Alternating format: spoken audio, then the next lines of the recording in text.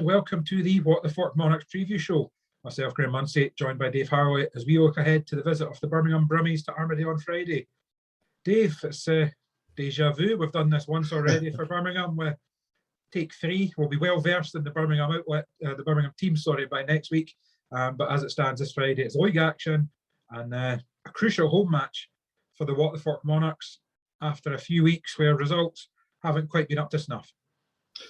It's a huge meeting when you talk about the cup match as well, and obviously the reverse fixture coming up. But you know, Birmingham are a team right on the cusp and really looking to sneak into the playoffs, and they must be looking at Friday night as a massive opportunity for that. With Edinburgh having struggled over the last couple of matches, and obviously losing against Poole on last Friday, looking a little bit vulnerable, especially if Richie's maybe still not there. So it's absolutely huge, because this could be the season and a winner for the playoffs. If we don't get a result on Friday night, it's going to be a massive uphill battle for us. Yeah, definitely. And we saw it last week, didn't we, with the Eastbourne's results being expunged and then the home defeat. We kind of talk about that plus-minus table every week, and we went from +7 to +1 in the space of about 48 hours. And that just gives all the chasing team that lift up. It's not just Birmingham, Kent are hot on the tails. Plymouth will be looking for a big end to the season, but I think they've maybe got a bit too much to do. But, the more the Monarchs can do is take care of their own business. We've got 2 home league meetings left, off the top of my head, 3 away meetings. One home in the league, 1 home in the cup, and 3 away league matches. So 1 home in the cup, 3 away league matches. So it's still in the Monarchs' hands. Just need to go out and do the business. And of course, on the back of that, we've seen a team change. William Lawson was replaced by Anders Rowe. And, Dave, it's always sad to see a Monarch hero, a Monarch great, but Willie Lawson have to bow out. But if we're being brutal, it's a competitive sport. And I think it's a change that maybe had to be made when a rider of the calibre of Anders Rowe, who had such a strong start to the season before picking up a knock, became available. Yeah, as you say, it's William being a Scottish rider in the team. We're all willing him on. We're all desperate for him to succeed. But ultimately, the averages changed this month, and you can see his averages dropped down back lower than it was at the start of the season. So we're not here we're here to compete and to try to win the league. And as you say, if there's nobody better, then William keeps his place. But when the opportunity comes up, and Anders Rowe, who was so good at the start of the season, arguably the best rider in British Speedway for the first 2 or 3 weeks this year, it's a fantastic signing from that respect, and hopefully it will help us to get over these challenges we've had in the last few weeks and kick us into the playoffs with a bit more momentum. Yeah, Anders, you mentioned how strong he started the season. Obviously, Redcar, I think, were the first visitors to Armadale for the Monarchs this year, weren't they? And it was page 7 he got, including a heat win. And actually, he was all unlucky not to score more. He was beating Sam Masters for 3.5 laps. So he won before Sam pipped him on the line. So if he brings that kind of score in, it just solidifies us. We've seen the team, you can't argue with what the contributions we're getting from Sam, from Josh, from Kai, especially in his first year in the sport over here. Richie will hope to get back at some point. As we talk here, we haven't had final confirmation as to if Richie will be available on Friday or not. But if Richie comes back and is back on the form he was on pre-injury, then all it needs, we've always kind of said that we're maybe one rider short from putting a real strong challenge in. And if Anders can find that form he had at the start of the season, he could be that man. Yeah, I couldn't say it any better than that. Again, look at averages. You say Kai's gone up significantly, and the team has got a lot of good potential. Had a lot of good racing at Armadale this year. Even last week, we're losing matches or getting draws, still getting 2 or 3 great races, which is what you're after. But ultimately, you do want a successful season, and we need that extra rider. So we need Anders to hit the ground running at home on Friday night, because Birmingham are one of the teams. I think we're down to 8. I think you're right, Plymouth are now out of it, but Kent and Birmingham must be desperate to try and grab that sixth spot off either Leicester, us, or Scunthorpe. And I think those 4 or 5 teams are right on the bubble just now. So it'll be a massive couple of weeks ahead, and put a big dent in Birmingham's confidence on Friday night would be a great way to start that. Yep, definitely. And as we've touched on already, do keep an eye on the Monarchs social media. Updates will be out on both Richie and Luke. Of course, we're still waiting to hear how Luke's knee is. Sort of soft tissue damage after he slipped. I believe he was loading his van up the Friday previous and he hadn't taken his steel shoe off. And I don't know if he was jumping into the van or out of it, but he slipped, and that's when he's done the damage to his knee there. So keep an eye on the Monarchs social media for team news for that. Dave, if we flip it over to the Brummies side, we've seen them for 7 heats, 6 heats, 7 heats, wasn't it? 7. It was 7. Because it's 26-16, isn't it? So quick math tells me that's 42. Divide that by 6, it's 7 heats. There you go. Yeah, the 7th race was a little bit. You'd be forgiven for saying it wasn't the best race in the world with the rain chucking down. I think at least Ashley Morris had thrown in the towel long before or was looking for a towel rather than throwing in the towel. Yeah, so we've seen the 7 heats. We'll call it 6 competitive races, and the Monarchs had managed to build a 10-point lead up in that, and it was looking set for the Monarchs to put a decent advantage on, because that was the cup, of course, the last time. But the one thing that does mean is that the Brummies team have had a chance to get themselves reacclimatised to Armadale, and there's guys in there with copious amounts of experience. Of course, Eric Riss, number 1 among that. Ashley Morris, who you mentioned there, a former Monarch. Chris Harris has got experience everywhere.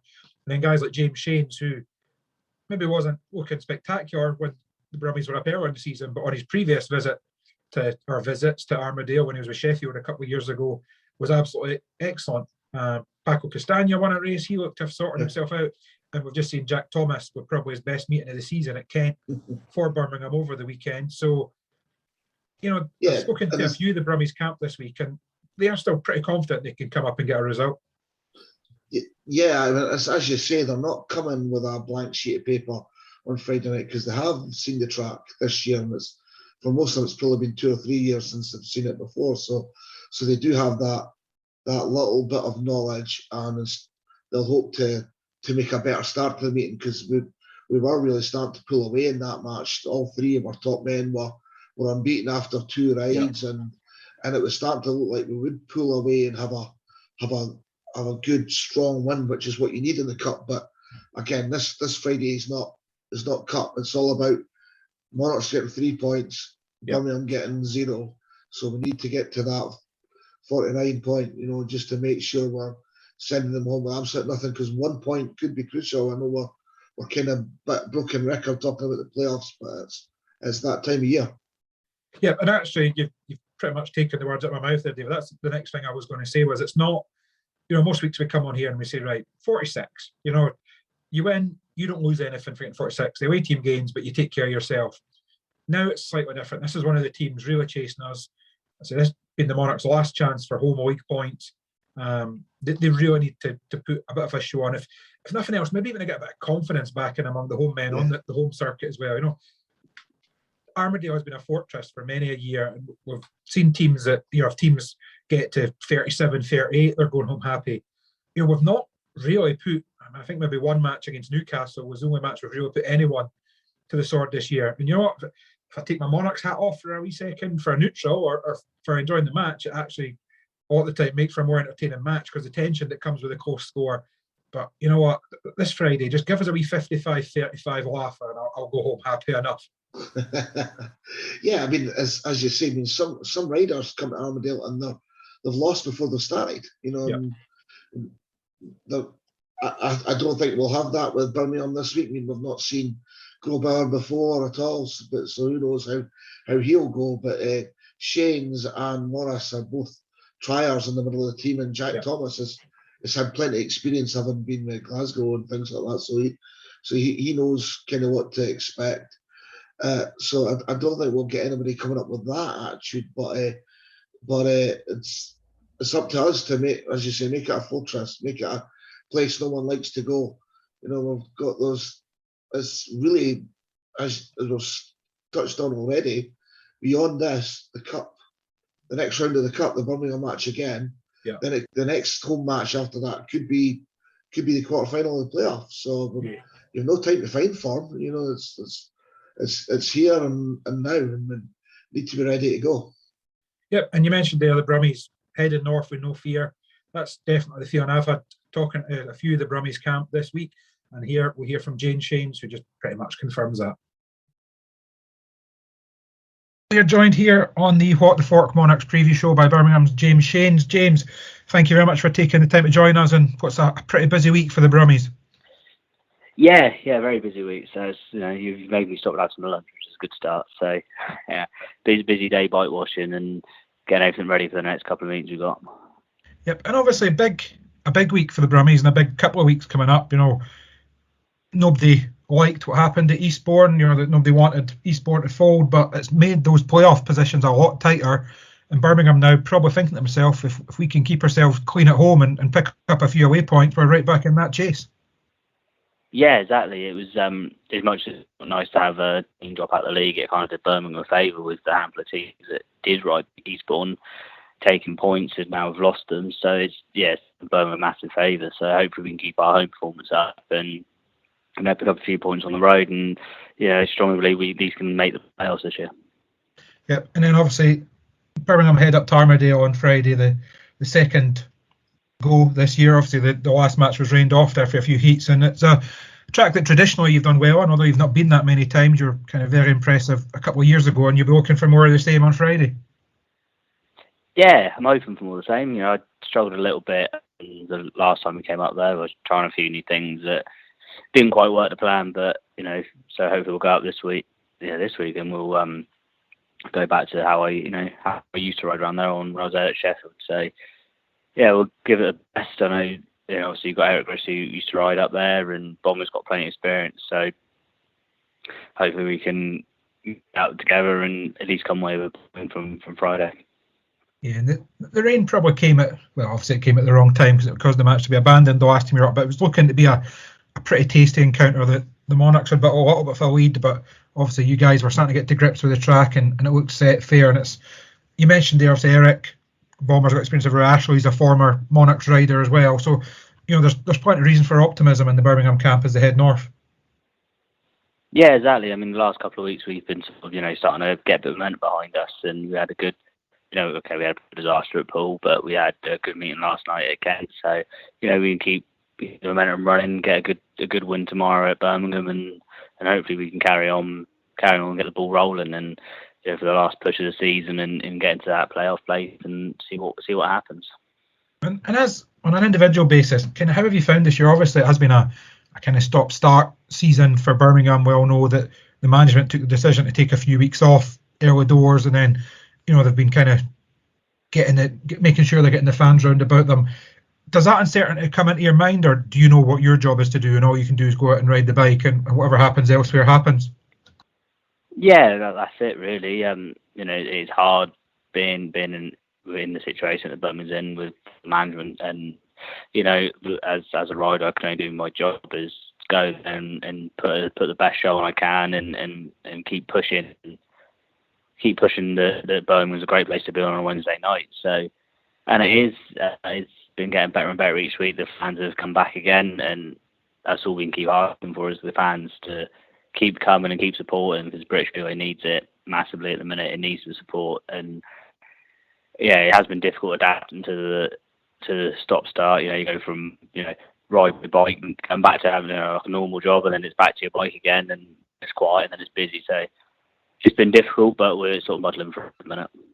Yep, and then of course I think it's just been announced today that it'll actually be back-to-back visits by the Brummies up to Armadale, 2 Fridays on the trot. So this is the league this week and the cup the week after. So plenty of opportunities to get the laps in around Armadale and get dialed in for the cup as well. Yeah. Hopefully we can have 2 strong performances up there. So it'd be nice to take at least a win out of one of the meetings would be great. So we look forward to the challenge, and I'm not looking forward to the long drive, but it is Speedway, isn't it? So you can't complain too much. Perfect. Well, James, thank you very much for joining us here on the preview show, and all the best. We'll see you on Friday. No worries, mate. See you soon. Shane's there, Dave. Obviously, always well spoken. We've had him on the show before, which I'd forgotten because it was a week I was off. So when I picked up the phone, you were like, oh, so I don't think he's the star of the show on the previous show. It's his second appearance. But always well spoken, always well turned out, and somebody I would expect to do well on Friday. Yeah, he's got a lot of skills on the motorbike. We talked to him about his long track last time and his grass track.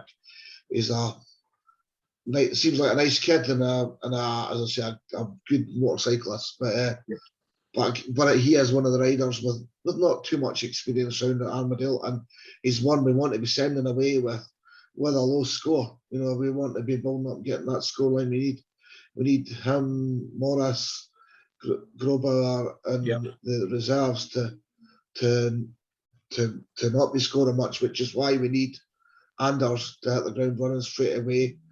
We need hopefully Luke's available and he picks up from his 5-point score from a couple of weeks ago. We know there was circumstances around that, but need him to pick that up and Nathan Greaves to get back competitive again, because we know he's a great trier and a good rider, but you've got to be in the race for the first 30 yards. Yeah. There's no point chasing someone for 3.5 laps and you've given them a 30-yard start.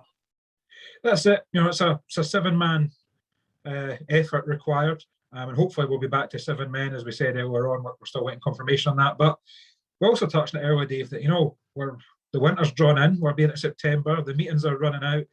There's not too many chances left to go and see the Monarchs in action. So if you've been a wee bit fair weather this year, or you've maybe not made it along, but you're kind of thinking, right, now's the time to do it. It could be another long, cold, dark winter ahead. So, make hay while the sun shines, as they say. Get yourself along. Tickets are available on the Monarchs website. Click on the ticket link. Funny enough, can they make it much easier than that? Or you can pay in cash on the night. Just go to the little ticket booth off to the side of the main gates, get a ticket there. We do still require track and trace information as part of the Scottish legislation, so they'll do all that for you, and then you can head in from there. If for any reason you can't make it along, then of course, like all matches at Armadale, it will be live streamed. EMTV is the link on the Monarchs website for that to pick up your streaming pass. But Dave, I even noticed it more so actually on Friday there. And as much as the Pirates' performance sucked the atmosphere away, there's just something about Speedway and under the lights. When it starts getting dark for those bigger heats at the end, the atmosphere just ramps up. Yeah, and with the calibre of rider we've got there on Friday night, Chris Harris and Eric Riss, they're two really exciting riders who really go for it. Will be trying to run round the boards, Josh Pickering style, and we've got that amongst our own team as well. So the nature of the time of year is going to make it tense and close with the two teams being so close together. I said those quality riders, even in that 7-match meeting we had, there was a couple of cracking rides, even though it was looking like we're blown away. Yeah. But yeah, no, it's that time of year. I mean, as you say, hopefully Richie will make it, because again, it is weird on Friday night when the top 8 teams in the league are all racing against each other. So the choice of guest, if Richie doesn't make it, isn't going to be great again. So it probably would. I wouldn't surprise me if it ended up rider replacement if we don't have Richie. So we do hope Richie's fit. But it's but as you say, Friday night Speedway racing on nights at Armadale. What more can you ask for? Come out and see it. Make sure you see it before it's gone for the year. Yep, Friday night Speedway night, as Dave said in about 400 words there. I'll cut it down to our usual catchphrase, but get yourself along. And until Friday night, we'll leave you. We'll whet the appetite here, as always. We delve into Mike Hunter's bag of tricks. And here's a blast from the past, a former race against those Brummies from years gone by.